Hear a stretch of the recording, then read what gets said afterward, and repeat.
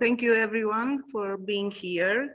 I would like to introduce Shivanand Sharma from University of Birmingham, United Kingdom, who will present the paper on Vedānta and the fundamentality of consciousness. He will defend the Vedantic position, appealing a traditional Satcharyavar doctrine. Thank you, and you have the floor. Thank you very much. Can I just check what's the timing? How long should I speak for? Well, we're already about half an hour late, so it would only make sense for this not to come out of your own time. So by all means, please go ahead and let's plan for about 40 minutes from now. Okay, in any case, I'll try to keep it a bit briefer to try to recover some of the time. And thanks, before I begin, thanks to the organizers for inviting me to participate in this very nice conference. I very much appreciate it. I'm going to share my screen. I prepared a few slides to talk around my topic. Just in case you're interested, the two pictures that I have there, one of them is on the left. We've got Vyasadeva, who is credited for compiling the sacred Vedic literatures in Indian philosophy. And on the right, it's meant to be Saint Thomas Aquinas.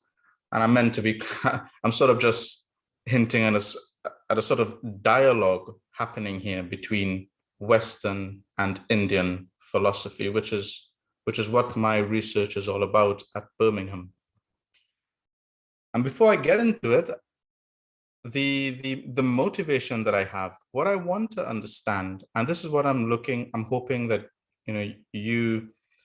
all of you here, and from the bits that I've heard in this conference so far, you're all very expert in what you're doing. So what I'm really looking for and hoping is that you can help me develop, help me to understand or articulate the ideas that I'm coming across in Indian philosophy in a way that's intelligible and appreciated in Western analytic philosophy in particular. And I see my work as kind of operating at the intersection of Western analytic philosophy of mind and religion, but I'll be drawing on Indian philosophy. So that's where I'm looking for help. I want to be able to do that well and do justice to the thinkers in the Indian tradition.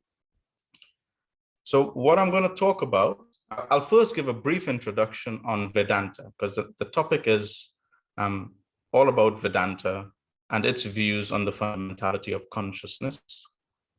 And for Vedanta, consciousness is fundamental. It's a fundamental part of reality. It's not derivative or reducible to anything else. So I'll give a brief intro to Vedanta for those of you who don't know much about it. And then I'll give a brief introduction to the problem of consciousness, because I want to see how Vedanta can engage with the problem of consciousness in Western philosophy in particular. And then I'll look to see what could Vedanta say in response to the problem of consciousness in Western philosophy. And then I'll look at a particular objection to that response from within the Indian tradition. All right, so to kick off, what is Vedanta? So in Indian philosophy, there's a general categorization between two groups of philosophical traditions.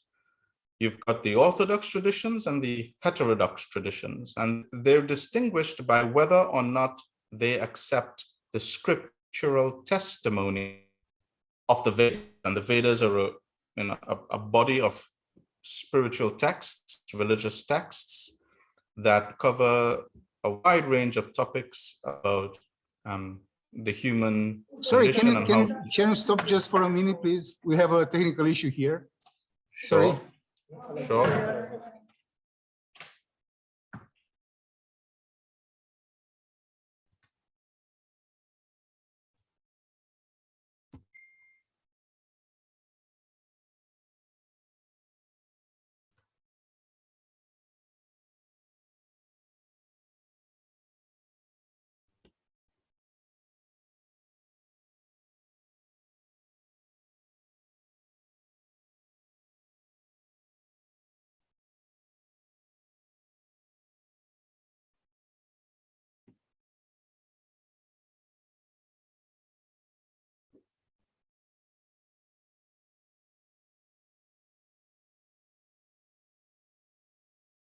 I open my cam so that you don't feel alone here.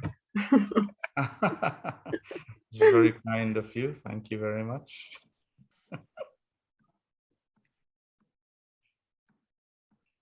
All right, apologies for that, and we'll come back in 1 minute. Thanks so much. All right. Okay, I'll go back to that those slides. All right, so as I was saying, there's these two groups of philosophical traditions, and they're distinguished by whether or not they accept the scriptural testimony of the Vedas. The Orthodox traditions accept it, and the heterodox traditions do not. Examples of heterodox traditions would be Buddhism, for example. Vedānta falls in the Orthodox camp. Now, Vedānta itself is not a single unified, sort of a range of views that fall within the Vedānta camp. So here I've just given a brief summary on what kinds of views fall into the Vedānta tradition. Some of them are theistic, some of them are non-theistic, but all of them are non-naturalistic. So they're not materialistic or views. They all kind of advert to some sort of supernatural reality, but whether or not that supernatural reality is a god or not determines whether or not it's a theistic Vedanta tradition or a non-theistic one. And then you have monistic and dualistic versions of Vedanta. For the most part, Vedanta it subscribes to some kind of monism, but the kind of monism differs depending on the different schools of Vedanta. But the idea basically is that all of reality is that it's kind of one fundamental system. It's one connected, integrated reality with different attributes. So there's consciousness as part of that reality. There's physicality as part of that reality. But it's not the kind of picture where you have, for example, the Greek idea of fundamental particles that are all separate from each other. On that kind of picture, even though, for example, if you look at the physicalist picture, even though you may have fundamental physical particles as an example existing, you may say that that's a monistic doctrine in the sense that it's all one kind of thing, physical things. But for Vedanta, it's monistic in a different sense. It says that there may be different kinds of things, and there may be souls, there might be different physical things, but they're all part of one integrated reality.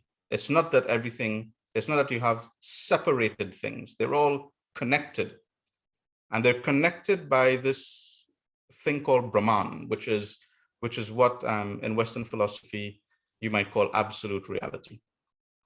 The fundamental substrate of all existence, Brahman. All right, now what I really want to focus on here is a particular doctrine that's essential to Vedanta, and that's called Satcharyavar, and it's a theory of causation. And the idea is normally summarized in this phrase: the effect pre-exists in its cause. That's what Satcharyavar is meant to be saying. So that's opposed to the view that there could be new things generated in reality.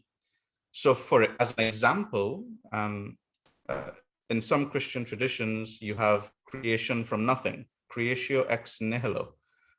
That's an example of Satcharyavar. It's an idea, it's the idea of something comes of there is no material cause to the thing. It sort of pops into existence.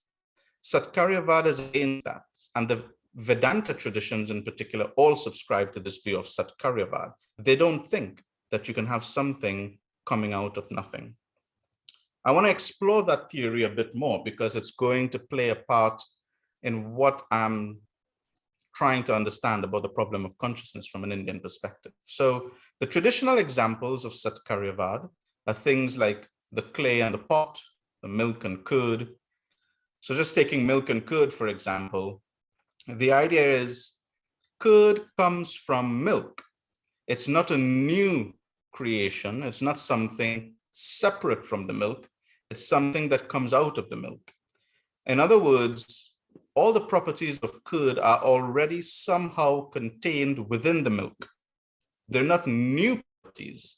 They're simply some sort of reorganization, a reconfiguration of the properties that were already in the milk. So that's the idea behind Satcharyavar. So the opposite of it, I guess you could say, is that you can't have any kind of properties, not just substances, but properties themselves, just arising out of nothing. And what's the motivation behind that view? Why do they think like this? As far as I can tell, one of the driving motivations behind Satcharyavar is the idea that only existing things can have causal powers. So only if something exists can it cause something else to happen or to be. The idea here is that if something pops into existence without a cause, then if you ask the question, what caused that thing to come into existence, or what caused those properties to be there, you will only be able to answer nothing, because it came into existence from nothing. According to the Vedantins and the philosophers in India who believed in Satcharyavar, they don't think nothing can have causal powers. Nothingness is something that doesn't exist, so it can't cause anything. So whatever effects we see in reality, according to Satcharyavar, it's coming from something that already exists. Like that curd. That curd didn't just pop into existence out of nothing. Whatever properties you see in the curd came from the properties of the milk. Whatever properties you see in the pot comes from the properties of the clay. I think that's the underlying idea behind Satcharyavar. To kind of give it a modern gloss, you can imagine having these fundamental particles in nature represented by these black dots. So for Satcharyavar, you can have something like this. They can organize themselves into such a way that you have the property of solidity coming into reality. So you can have solid, you can experience solid things. But what is solid? What does it mean to be solid? Where did that solidity property come from? Well, it just came from the properties of the fundamental particles that already existed. They just organized themselves in such a way that we have this property of solidity. The solidity itself is grounded. It's made up of, it's constituted of these properties that were already there in the fundamental particles. What Satcharyavar is against is something like this, where you have some kind of new thing, whether it's a property or an entity or some new kind of thing that just suddenly appears on the scene. Satcharyavar doesn't like that. It wants to say that you can't have something just suddenly appearing from nowhere. It has to be coming from, it has to be made up out of properties that already exist. Because if it's not, then what you're saying, it seems to be, is that it came from nothing. But according to the Satcharyavarins, nothingness cannot cause anything to be. So that's Satcharyavar. Let's park that for a moment, and I'm just going to talk a little bit summary about the hard problem of consciousness, because I think most of you are probably already familiar with that. But the idea here is we know quite a lot about the brain. But the question is how do you go from a brain to what we know about ourselves, an experiencing subject, a subject of experience that experiences so many different qualities in life. This is what we know more than anything else, that's what we are. We're experiencing beings. But the question and the problem of consciousness is, how do you get that from the brain or from our bodies or whatever combination we want to focus on? Drilling down a bit more, you can see what the problem is. The problem is, even if you see what the brain is made up of, ultimately it's probably made up of some sort of fundamental particles of nature, or some sort of fundamental entities of nature, whether it's particles or fields or whatever it is. But those things are all quantitative, objective properties. That's what distinguishes them as physical properties. But on the right-hand side, the thing we want to explain are completely different. They're qualitative instead of quantitative. They're subjective instead of objective. So they have it's a different kind of thing that we're talking about when we talk about consciousness. And the question is, how do you go from one to the other? That's the problem of consciousness. So now let's see how, in general, different philosophers approach this problem so that we can see where Vedanta sits in that spectrum. So the dominant view, at least in the West, is physicalism, or what used to be called materialism. The idea here is this consciousness, it just is physical properties. It's an identity. It's not that it's something different. We may describe it differently, but ultimately it is just the same thing as physical properties, just a different way of describing it. Of course, that's hard to swallow. That's a hard pill to swallow, because as we saw, the kind of properties we're talking about in consciousness are so radically different to the kind of properties that you talk about in physics that it's really hard to see or justify that it's exactly the same thing. And there's many ingenious arguments that have been promoted to exploit this apparent gap between physical and conscious properties. Of course, there's more sophisticated versions of physicalism. There's a kind of non-reductive physicalism, which says that it's not that conscious properties are identical to physical properties. It's that they're realized by, or you can say it supervenes on, or realized by physical properties. So it's a sort of abstraction away from the physical, but nevertheless, it completely depends on the physical. So as a very simple illustration, we look, if you think about digestion, for example, digestion is some sort of process or function that's happening in our bodies, but it's something that's completely realized by basic physical interactions in our body. It's not something outside or separate from those physical reactions. It's an abstraction. And non-reductive physicalism tries to say that consciousness is something like that. But that has a lot of problems of its own. One of the more troubling problems is that it makes consciousness a bit redundant. It kind of threatens what people call epiphenomenalism, the idea that, yes, consciousness might be something different, but it makes no causal contribution to the world. So even though you think that, even though it might seem to you that the reason you came to this conference is because you wanted to, or you felt like it, or you had certain desires to come to this conference, that's not true. What really happened is there was some physical interaction and explanation between the particles of your body and your causal history within the environment that brought you to this conference. And this idea of your feelings and experiences, that's just something that's not necessarily an illusion, but something that's an after effect of those particles and their interactions. The point I want to say is that this kind of view faces a lot of trouble. I'm not going to go into all the worries about that here.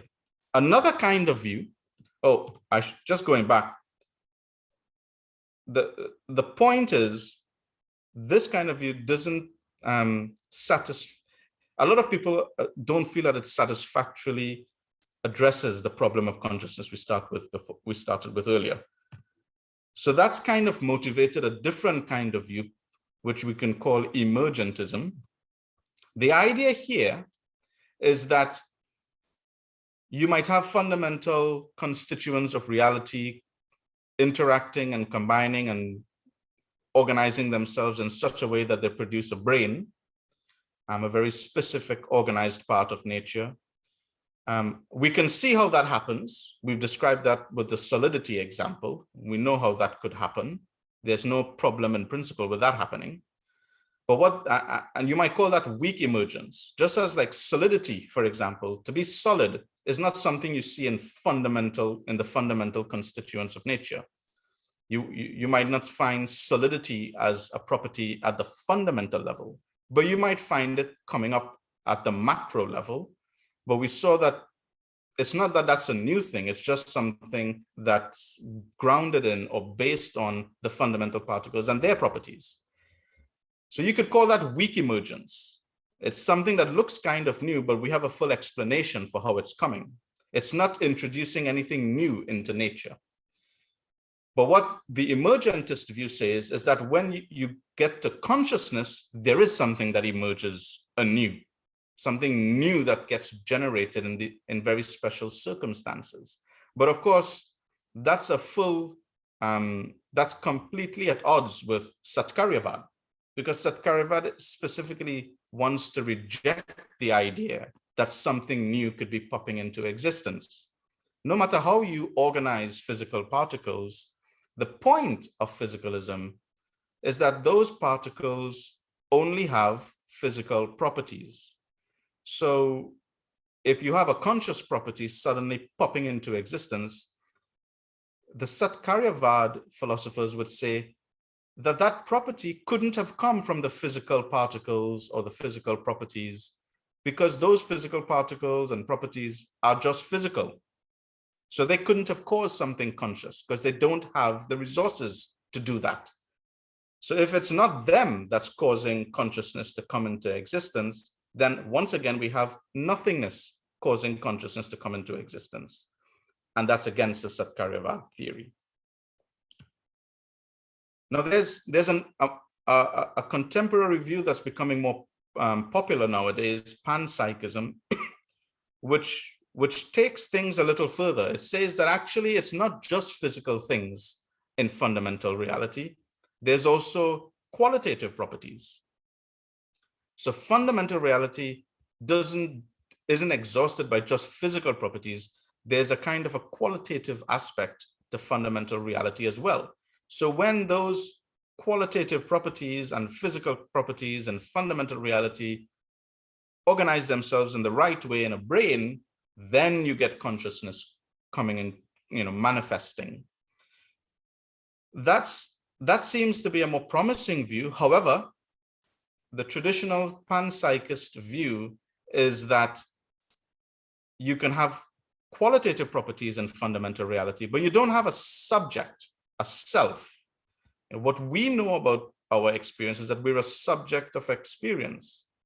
It's hard to imagine an experience without a subject.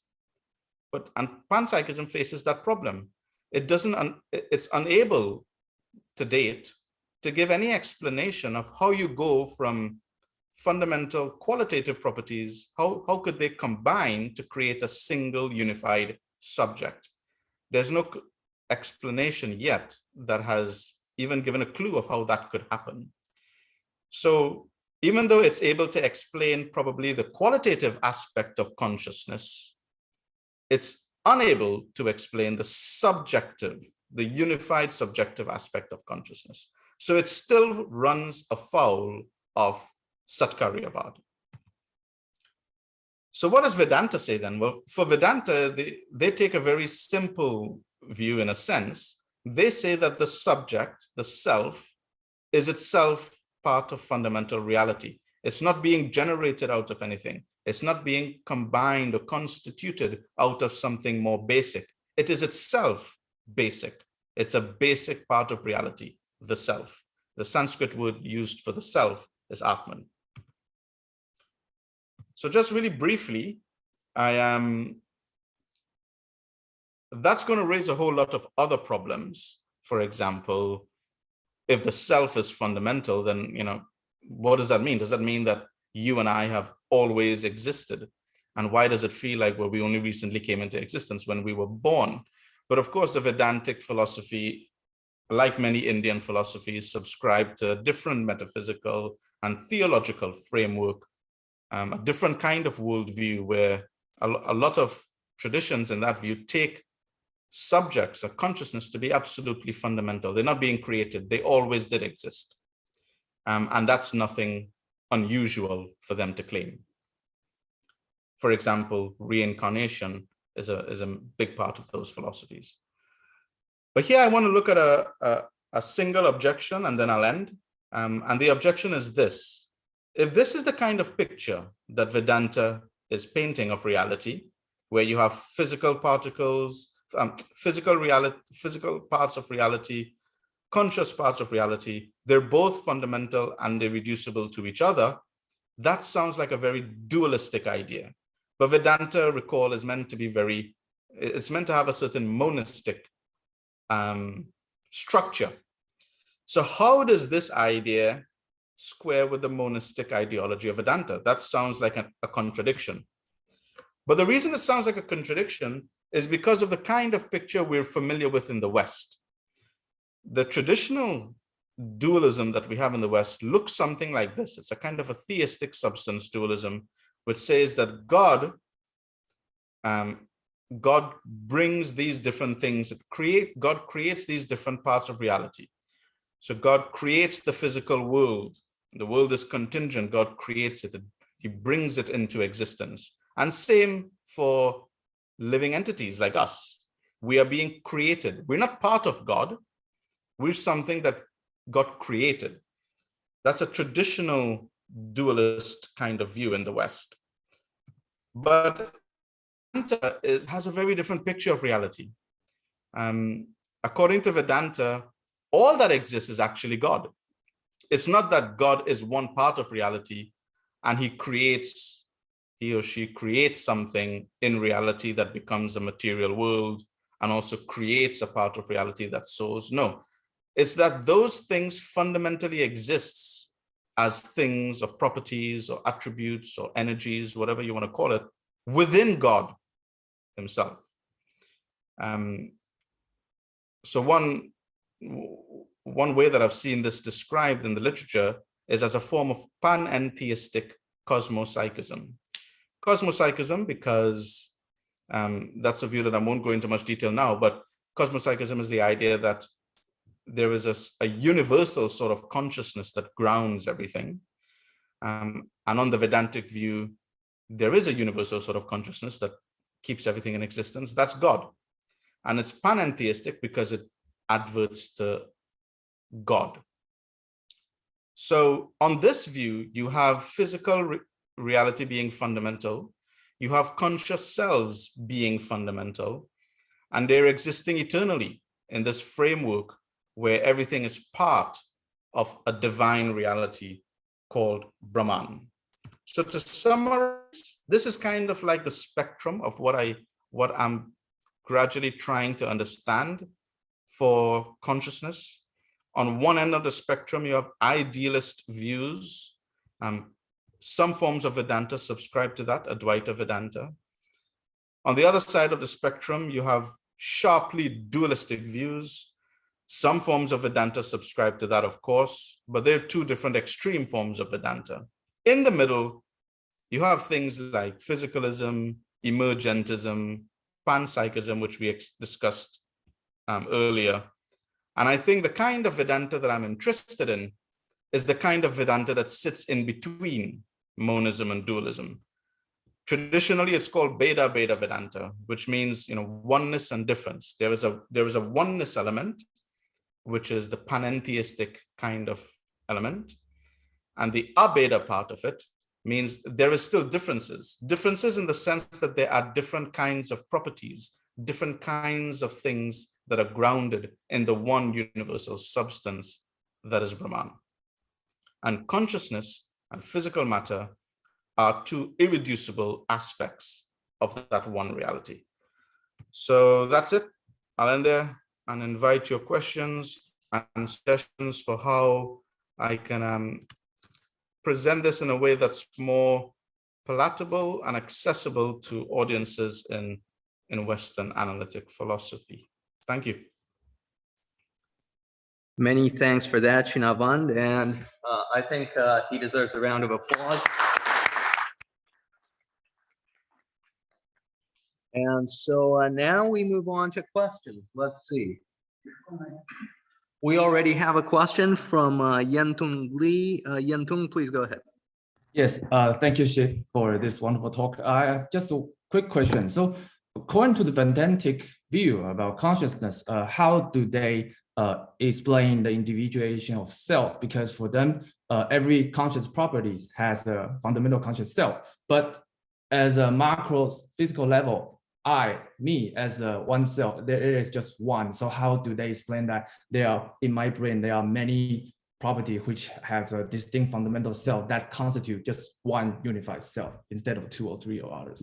That is a wonderful question, and it's very to the point.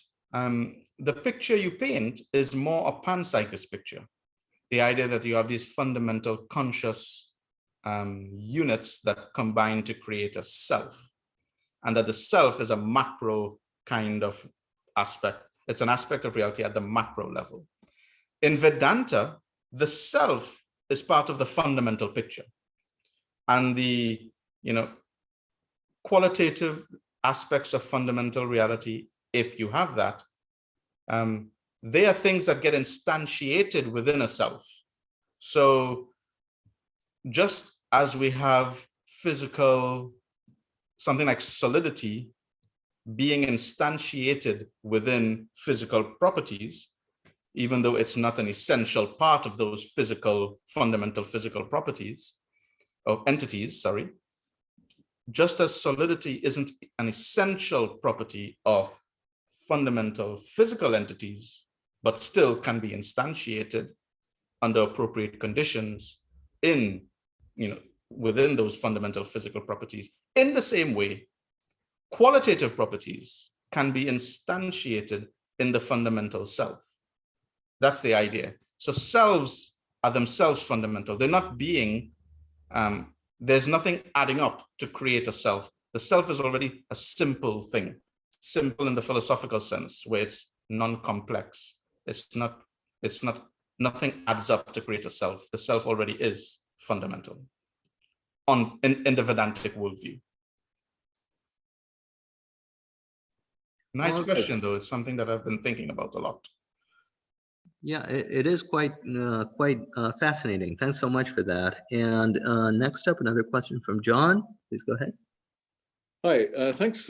Great talk. I was thinking, I can see you could have a monistic view within the Vedanta tradition that doesn't bring in a sort of overall God. In other words, you could claim that the different selves and the physical stuff are all integrated together in such a way that you can regard the whole complex as monistic, without having to propose that all the selves are somehow part of one universal consciousness, in other words, God.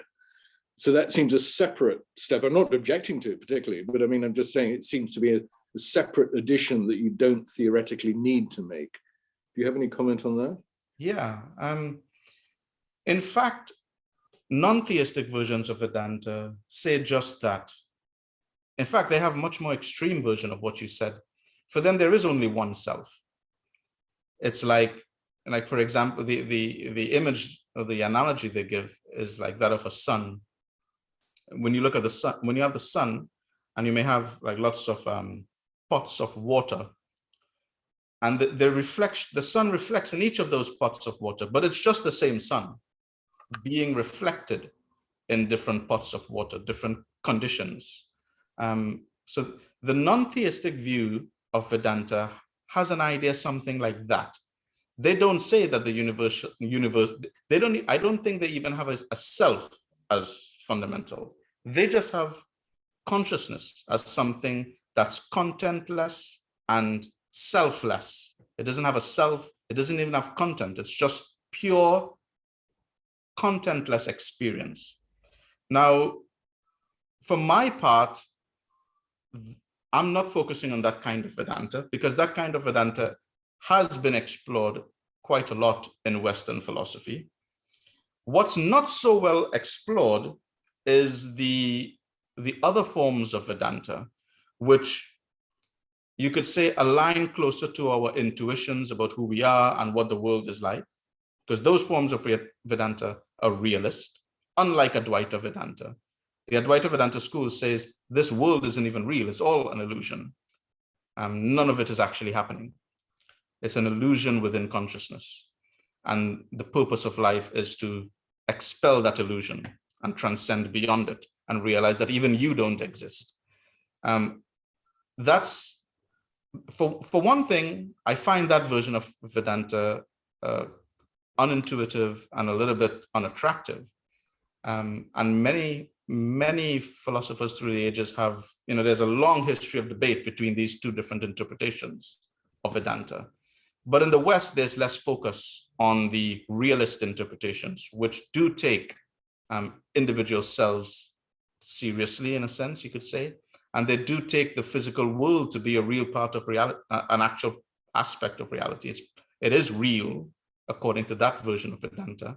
So I want to devote some of my energies to explicating what their view might be, metaphysically, theologically. I want to shed some more light on that. So that's why I'm focusing on that particular view. And it's hard to do that without respecting what they say about their own tradition. But nice question. Thank you very much. Thanks so much for the question and answer. And next up, I believe we have a question from Sandra. Oh, I thought, yeah, sure. Sure, we'll get to her in a second. So my question was with regards to, the self is fundamental, okay, but in this way, do we have like multiple selves, or is the self like some sort of a unitary entity? Are there different selves, or do you all like experience instances of the same self? Great question. And again, two different interpretations historically in the Indian tradition. On the monistic, the sharply monistic side I just talked about, where I gave the analogy of the sun and the reflections in the pots of water. For them, there is only one absolute consciousness. And the idea of you and me and our friends and family as separate individuals is illusory.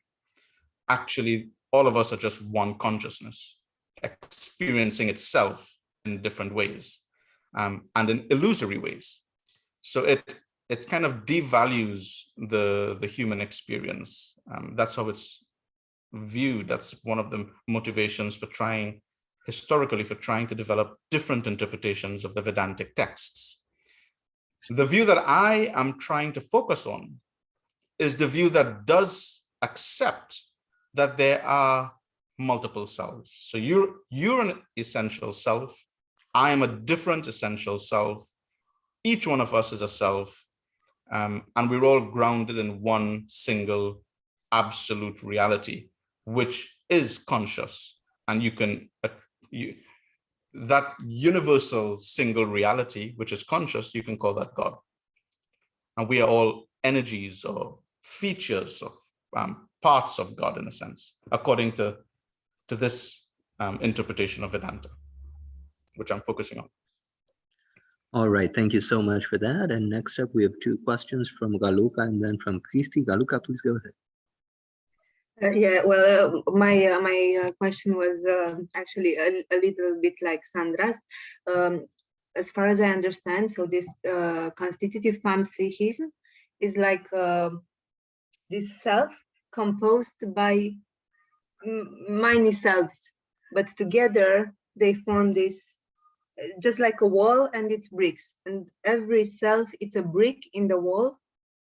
And the wall is the big consciousness, which is all above created. So cosmopsychism, right? Well, cosmopsychism takes it from the other direction.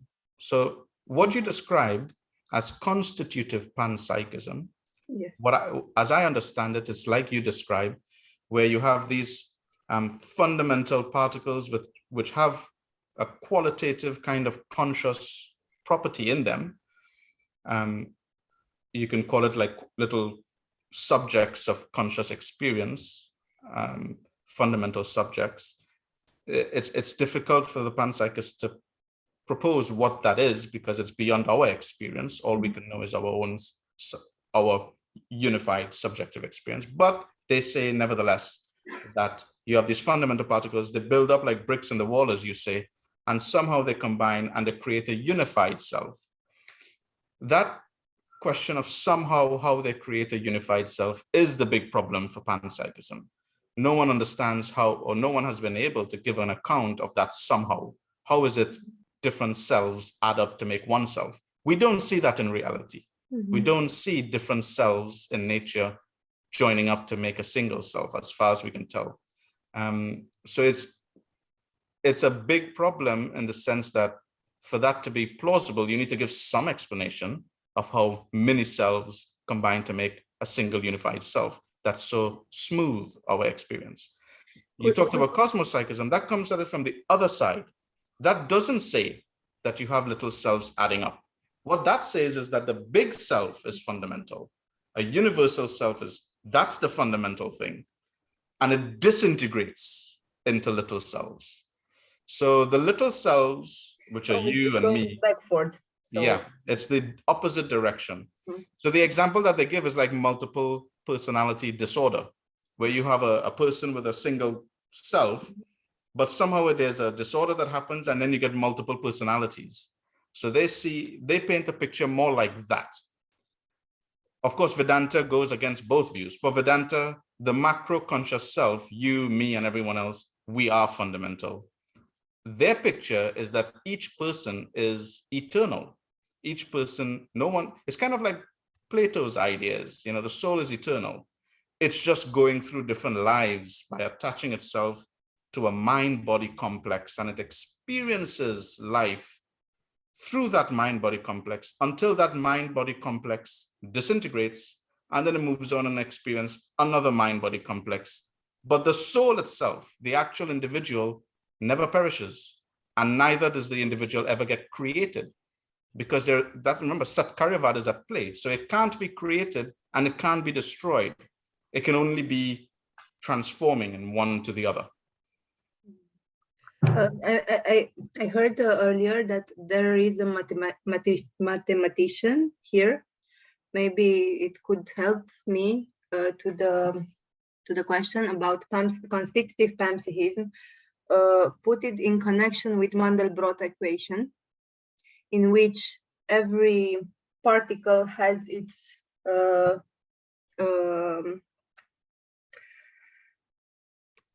cause inside of it, or it's the cause. I will leave that to the mathematician, because Okay, that's way beyond my yes, it's about, so it has it's a fractal actually, and I wanted to ask if it's possible that this constitutive panpsychism is in connection with this. It might be in connection with this. Yes. And doubtless this is something we're going to come back to in the roundtable. So thanks so much for that, Galuka and Shivanand, for answering. We have a rich queue of questions. Christy first, then Zoe, and then Daniel. Christy, please go ahead. So I agree with Raluca that in physics there are not necessarily like a fractal, but there are the equations tell that everything contains in some sense everything else, but it's difficult to explain and to answer now, and we'll move it to the panel. Okay. I loved Shivanand's talk very much, and maybe this one, my question, I forgot about the panel, but my question maybe should be moved also to the panel, but let me not sure if it's question or comment. Okay, so I'll make first a detour and mention Dennett and illusionism. So if we would ask somebody else about Dennett's illusionism, maybe he would say Dennett thinks that consciousness doesn't exist; it's an illusion. But it's not exactly what Dennett says. So Dennett actually says it's an illusion, not that it doesn't exist, but it is not what you think it is. And maybe it is a pattern of matter that does something. I will not go into the details. You know, I mean, the participants at this conference know much better. And I would like to use this analogy to move to Advaita Vedanta. So my, okay, physics pushes me to at the left of the spectrum of that arrow that you draw, and maybe at the extreme left. And I'm not sure how it will, how Advaitan's point of view can be made consistent with your description of their point of view. So, for example, when they say that you have the impression that you saw a snake, but you look closer and you see that it is a rope. It is not that illusion means there is nothing there. It just means what I thought it is a snake, actually it is a rope. And going further, Atman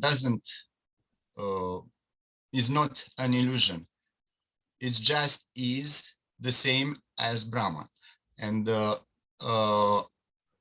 when they say this thing, it doesn't mean that Atman doesn't exist. And it was our, or probably, I don't know, Atman's illusion that there is something and actually is not. So maybe they would not necessarily agree with this, but I agree with you that many of them take the extreme position to declare that I don't exist, only Brahman exists, and so on. But maybe there are two kinds of Advaitans. I don't know. There are different tendencies within Advaita, but this is one of the prominent concerns raised classically with the Advaita view. It's a classic objection to their view. Their view is as monistic as it gets. You're right that it's not that you use that nice example of the snake and the rope. The common idea here is that you look at a snake, you look at a rope and you think you're seeing a snake, but there is no snake there. There's just a rope. And they say the world is like that, or the idea that you exist is like that. In reality, there is no, you, and there is no physical world. What there is just a unified consciousness of Brahman. Even physical things aren't real. All that really exists is an undifferentiated consciousness, a single undifferentiated consciousness without any kind of distinctions within it. Now, I think what you're also talking about is when they're challenged by this, the Advaita philosophers, what they say is that there's two ways of just talking about this. There's a practical level, what they call the phenomenal level. And on the phenomenal level, you can talk about you, me, and so forth.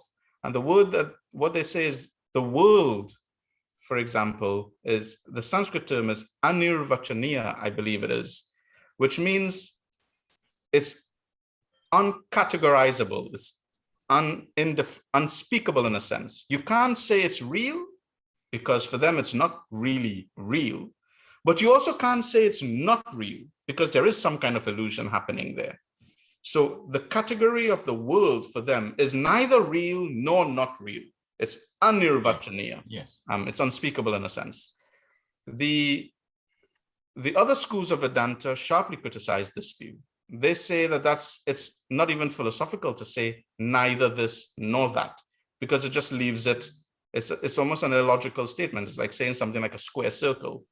It must be either one or the other for the other traditions. So what they would say is that the world is illusory, but it's not illusory in the way the Advaita Vedantins talk about it. It's illusory in the sense that it's always changing.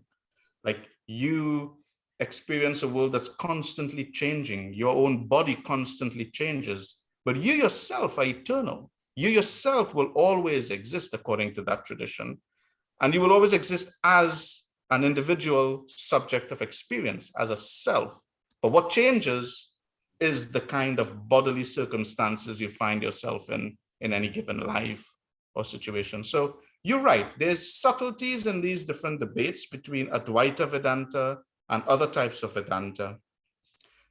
And Advaita Vedanta has become popularized in the West for historical reasons, but there is recently some interest being sparked in the non-Advaita schools because they're more intuitive for people. People are naturally inclined to think like the tradition, like the non-Advaita Vedantins, who do say you are existing exactly. You're not an illusion in the way the Advaitins would say. The world also is not an illusion. It really is there, and we are all really experiencing this world. And what you experience and the things you do really matter. And that kind of strikes a chord with many people. And that's why the non-Advaita traditions, I think, deserve a lot more attention, because there is something very positive, but also very interesting about their philosophy.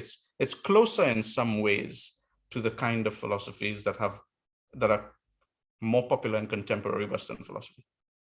Thanks so much for that. And just to chime in, what exactly gets to count as illusory is just a fantastic question. And I think we're going to come back to that later on in the open discussion. I think we have 3 more questions up. First from Roxana, then Zoe, then Daniel. Roxana, would you like to come up here and ask a question?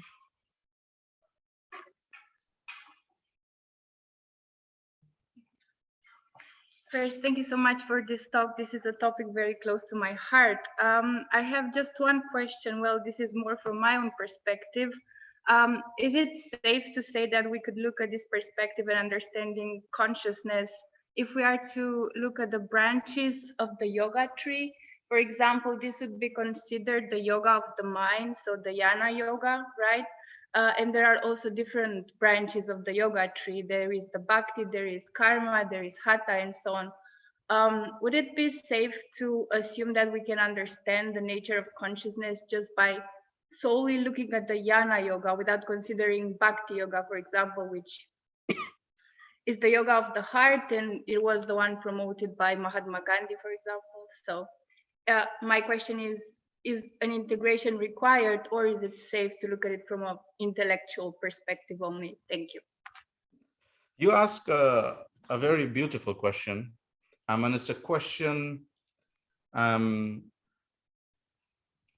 that has immense ramifications for the different traditions in Indian philosophy. I'll try to give as brief an answer as I can, because I know other people are waiting to ask questions. But I'll try to do justice to your question as well. Now, there are different views about this. Now, when I say that in Indian philosophy, well, not just me, most people recognize there are different philosophical traditions in Indian philosophy. And I mentioned before that they're categorized into 2. The orthodox traditions, so those are the ones that accept the testimony of the Vedas. They include yoga as one of the philosophical traditions. They include Vedanta, and they include a few other traditions, Sankhya and Vaisheshika, different philosophical schools. But according to some, and especially the Vedantic understanding of Indian philosophy generally, all these different schools are actually unified. It's not that they're competing with each other. They may have developed along competing lines, but for Vedanta, it's all, because they're all grounded in the Vedas. For Vedanta, the Vedas are giving a singular message. It's giving a coherent single message. It's not giving conflicting messages that other schools, various schools are developing. They're giving one message. But the idea behind this is that different people have different natural inclinations. So when you talk about yoga, the general meaning of yoga is a sort of to connect. It's coming from the root Sanskrit word yuj, and it's about connecting. But connecting with what? Connecting with ultimate reality. That's the idea behind yoga. So one of the most famous texts, which is foundational, especially for Vedanta, is the Bhagavad-Gita. A lot of people know about the Bhagavad-Gita. It's one of the most commented on books in history. Even Einstein and stuff talked about the Bhagavad-Gita. That famous quote, when they created the atom bomb, and it said something like, time I am destroyer of worlds. That's a statement from the Bhagavad-Gita. But the point is, the Bhagavad-Gita talks about these different types of yoga.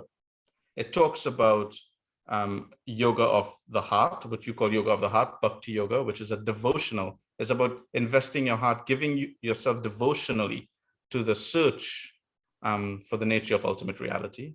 There is an intellectual version, which is what you call jnana yoga.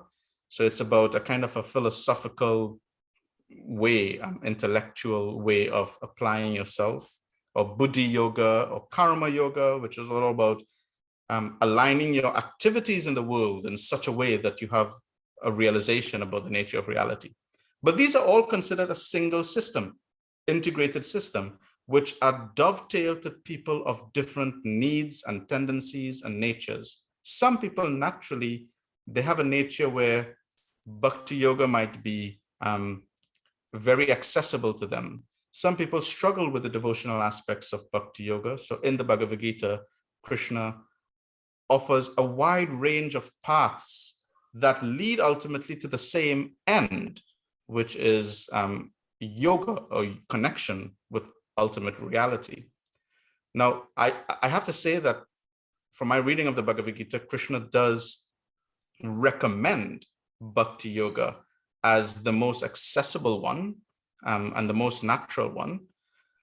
But I think the kind of bhakti yoga that Krishna is talking about there, it includes all these different versions of yoga. So it's not a kind of yoga that's completely sentimental. It's a kind of yoga infused with an intellectual grounding in philosophy, infused with the way of living your life and karma yoga, and all together aiming at this one absolute reality, a life of spiritual progress. That's the idea behind it. So to answer your question very briefly, there are different paths, but I think they all have a shared message in the Indian philosophical theistic traditions. They have a shared goal. They're just approaching it in different ways.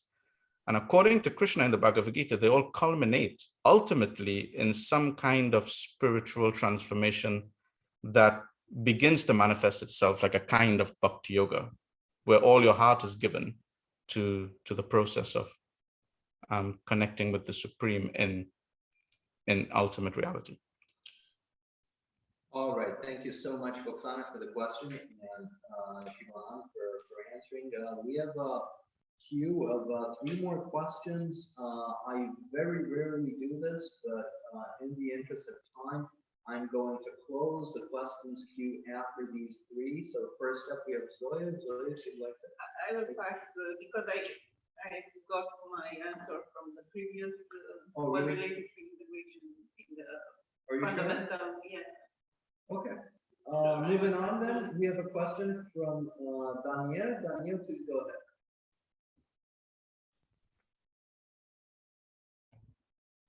Okay, so before stating my question, I will just have to say that reality is a very complex phenomenon, and I think Vedanta kind of want to make sense of it.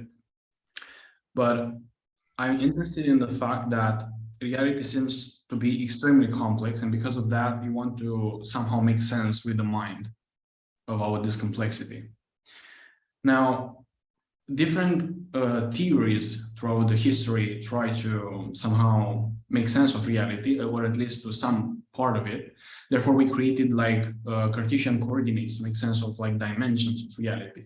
But then if you go beyond that, people like Einstein, and not only that, thought about even more like time and what it is and stuff like that. And what I want to go is like, okay, what if you go infinitely beyond that? What you have like an you partition entire reality like an infinite dimension soup. Basically, like you will have different timelines, different universes, different multiverses, omniverses, megaverses, and you keep so on and so on, so that you can basically partition like absolutely everything that could be thought of. And in the question of Vedanta, is there something that is approaching some partition of reality like this? Because for me, it seems like this consciousness that we are, or that manifests through our mind body, somehow navigates through all of this complexity and is like trying to select different experiences, basically like in like navigates simply through this complexity to find out something about itself or what it is. Is there something that at least has similarities with what I'm saying in Vedanta? I'm curious about this. Similarities with, you mean trying to understand yourself?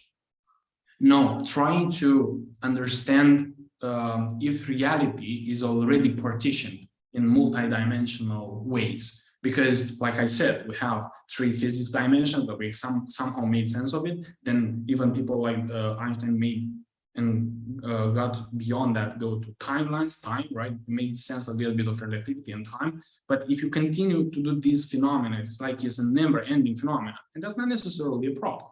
But I'm interested if people that developed Vedanta initially, or doesn't matter if initially, but after that, at least touched this idea of having like an infinite number of dimensions that partition reality, because that actually has a lot of implications if you think about it. Because it means like everything happens at the same time, but time and everything like that is just an illusion, and our existence is an illusion. And somehow these things kind of feel compatible with some things that you've said about Vedanta. And I'm interested if there are relations that go beyond like just minor connections, like something deeper, right? If there are people that actually investigate and said, oh, we actually are here and we navigate through this complexity, but this complexity goes far beyond this universe that we perceive with our senses. Okay, nice question. And I'll try to keep this one brief because I know we're running on time. What I would say, let me start with first by saying that it's important to recognize that Vedanta is grounded in a body of scriptural texts. So it takes those texts to be a description, or at least pointing in the direction of a fundamental reality. So in one sense, you could say that the search they wouldn't say that the search goes on infinitely, different layers. They would say that it is possible to reach fundamental reality, a ground level reality. What that ground level reality is a big debate in Vedanta. For some, it's a theistic ground level reality, a personal God of some sort. For some, it's a non-theistic, unified kind of contentless consciousness, different kind of views. Anyway, that's one thing I would start with. The second thing I would say is something you said does resonate with a Vedantic picture, because they do take Brahman, fundamental reality, as infinite in a certain way. So it's not like you reach the boundaries of Vedantic realization. It is an infinite kind of reality. But infinite in one sense is a matter for spiritual realization, I think, according to that tradition. It's not something that will be accessed, I think, intellectually through the resources of the mind. It gets accessed through some kind of spiritual transformation, if I understand correctly. The last thing I would say is that there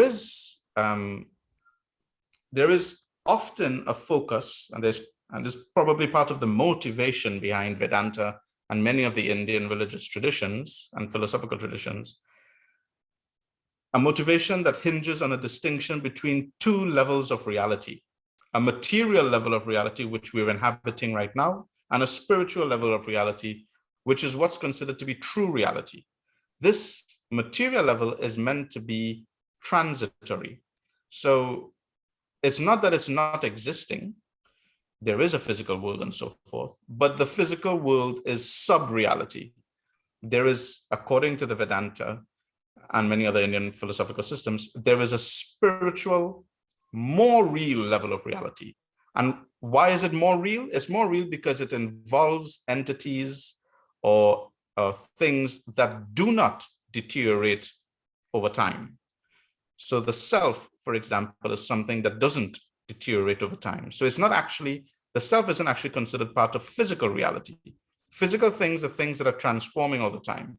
It comes and it goes and it deteriorates, it grows and it changes and diminishes and it disappears, like our bodies, for example, our minds even. The objects of the physical world, they come and they go.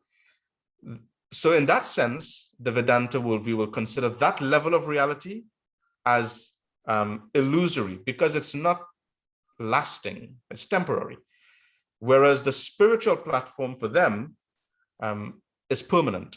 On the spiritual platform, the things or entities that operate at that level do not change over time. They may exist in a certain kind of time, but it's not, there is no loss or destruction on that platform. And the objective of Vedanta and many of the Indian philosophical systems is to adopt a lifestyle, a process, a mindset that orients you towards a spiritual kind of transformation that propels you beyond the limited world of physical reality and allows you to transcend this world into a spiritual state, which is what you, according to this tradition, which is where you actually belong, because you're a spiritual being rather than a physical being.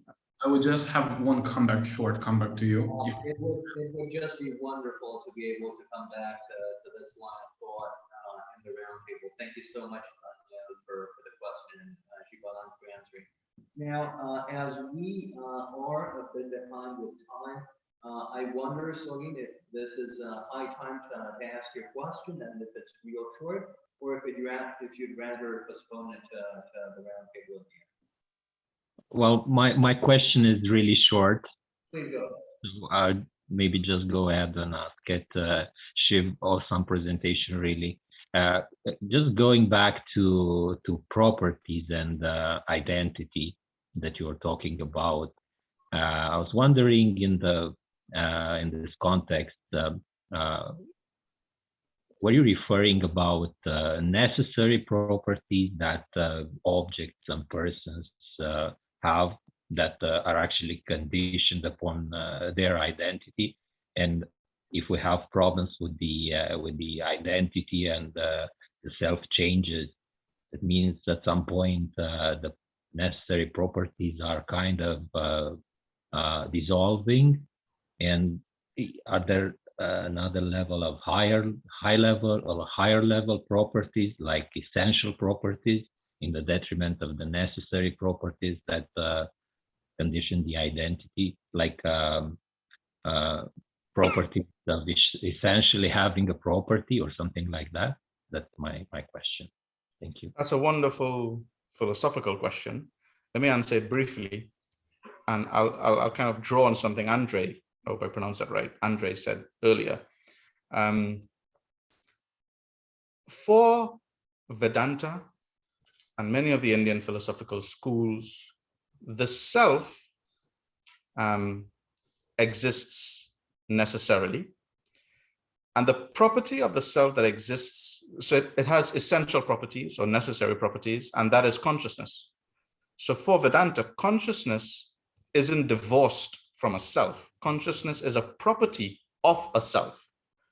The self is a subject that experiences through its property of consciousness the external world. What it experiences is contingent. So when the necessary property or the essential property of consciousness comes into contact or illuminates physical things in the world, the the things that it experiences, or the things or the objects of consciousness, are contingent.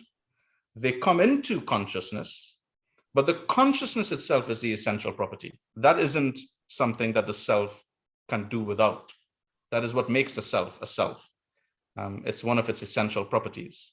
But the things that it experiences are not essential properties of the self. And I think this is a difference, I think so, between some views in Western philosophy and the Vedanta tradition. I think, like, for example, for Pan-Psychism, it seems like they can have qualities, phenomenal properties that kind of, they're not, they kind of combine in certain ways and they create a self.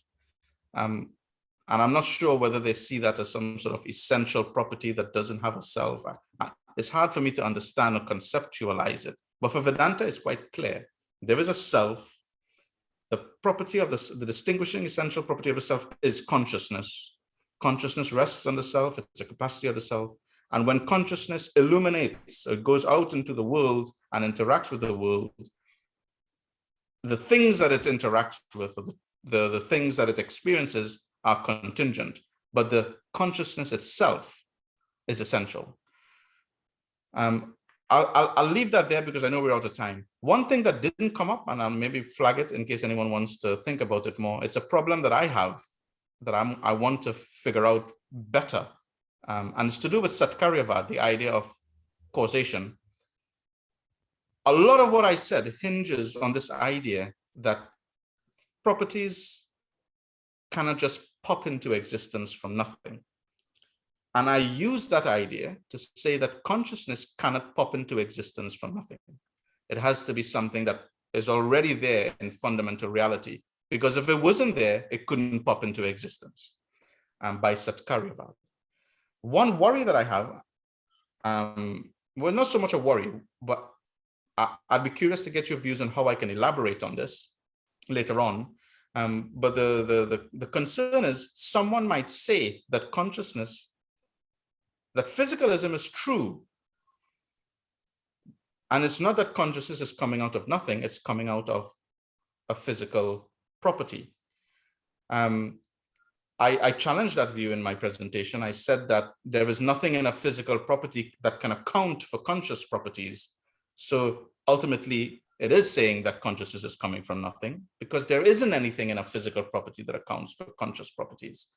But someone might say that when physical properties combine in just the right circumstances, only then, somehow magically, consciousness appears on the scene in very special circumstances.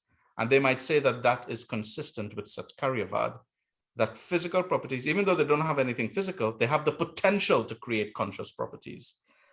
I want to resist that because I feel like there's something a bit, I feel like there's something about that idea that seems too convenient or arbitrary, a bit too, it just doesn't, I have suspicions about that, but I don't know how to philosophically reject it.